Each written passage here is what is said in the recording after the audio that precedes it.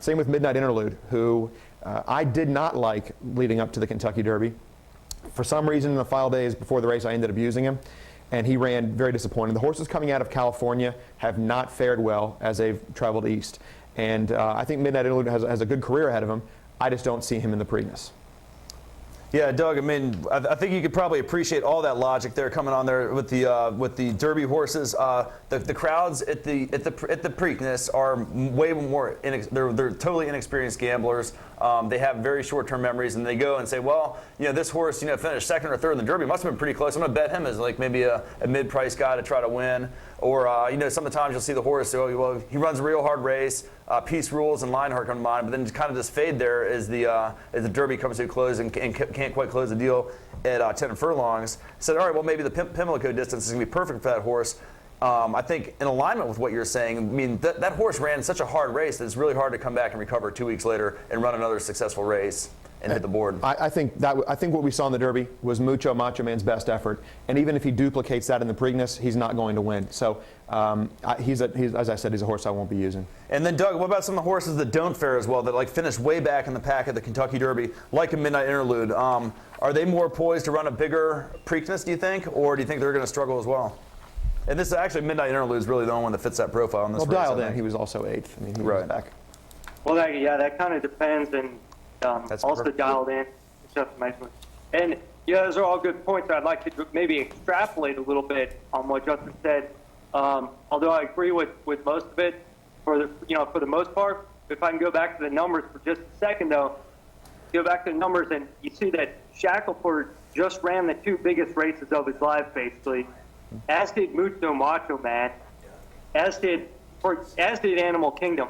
But what I've noticed in the past is for a speed horse, if you have a speed horse like Shackelford that's running the 2 biggest races of his life, usually in his Derby, final Derby prep and the Kentucky Derby, he usually bounces hard in the Preakness. I've seen this many times. Unless he's actually won that final prep and he won the Kentucky Derby, and then in which case he's very much a force to be reckoned with. And I did like Macho Man. I used him in all my exotics during the Kentucky Derby. And I also think that he will probably bounce off that performance. Dialed In, I just don't think he will. I don't think he will bounce for aforementioned reasons, including the fact that he's the best late runner, which we will get to in just a minute. Hey, Doug, we have about 5 minutes left here. Along those lines, we have some of these newcomers that are coming to the Derby. Why don't you tell Justin a little bit about what we've kind of learned over the last 7 or 8 years with the Preakness, and like some of the horses that can kind of come onto the scene here and how they run.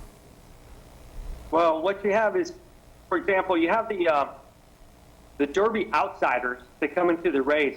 Specifically, the ones that run near the front on or near the front end seem to factor in a lot into the Preakness trifecta and superfecta situation. What you normally have is one of the Derby horses. For example, there's only 4 Derby horses coming in to this race. And what you usually have is 2 of those finishing in the top 3 or 4, and then you have somebody usually in second and in fourth that's finishing a newcomer from the outside.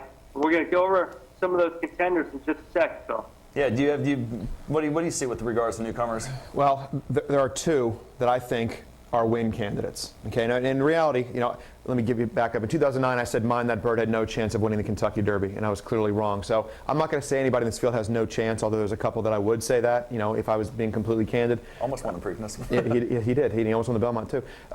Dance City, I think, is a newcomer who is a legitimate threat to win.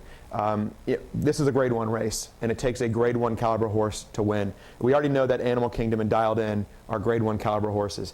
As far as the new shooters, there are only 2 that I truly think are Grade 1 caliber horses that at some point in their career will be either winners of Grade 1s or competitive in Grade 1s.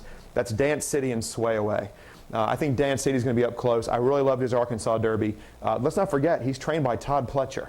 Okay, you haven't heard about Todd Pletcher much the last couple of weeks. He trains Dance City. And Sway Away, also out of the Arkansas Derby, also ran a very, very strong race. He may be more of a closing sprinter, a one-turn horse, but I'm willing to give him a chance and say, maybe he can be up a little bit closer than he was in the Rebel, like he was in the Arkansas Derby, and make that move and be a factor at the end. So of the newcomers, the people we didn't see in the Kentucky Derby, for me it's Dance City and Sway Away. And let's face it, Todd Pletcher has been pretty unlucky in the last few years with his Kentucky Derby horses. Doug, we got about 2 minutes left, so let's get some picks from you, and we'll send you back on your merry way down there in Florida, and we'll finish things up here, man. But who do you like Saturday? All right, well, you know what, Justin apparently is a good pick, Bill. He seems to know what he's talking about, because I was about to say the same thing. According to my numbers, the newcomers that to really have in mind are Flashpoint, as we discussed, at the top early pace, and then we have Sway Away as that point. You can see in my numbers there is the top 5 in the 3 major categories, and then you also have Dance City, who's a serious speed horse to be reckoned with. I'd like to point out, of course, the Dialed In, as you can see there on the right, had the fastest final quarter in the Kentucky Derby, even faster than Animal Kingdom or Mucho Macho Man. But I think definitely Sway Away, Flashpoint, and Dance City are the ones to be reckoned with. So I will give you my list of chief contenders here. I would say that they're the obvious Derby, horses, plus Sway Away and Shackleford. And I would say in the money contenders are those you see on the right, Dance City, Flashpoint, even King Kongi for his bluegrass performance. And the other ones in the field, you can just completely throw them out. That's what I would say, Phil. All right, Doug. Hey, thanks for joining us on the show tonight. We'll catch you next time before the Belmont preview show. Justin, we got about 45 seconds here. Why don't you go and break it down for us? Give us the winning ticket for the Preakness. Most likely winner, Animal Kingdom. Second most likely, Dialed In. Dialed In will be maybe 2 or 3 times the price of Animal Kingdom. So if I make a win bet, it will be Dialed In.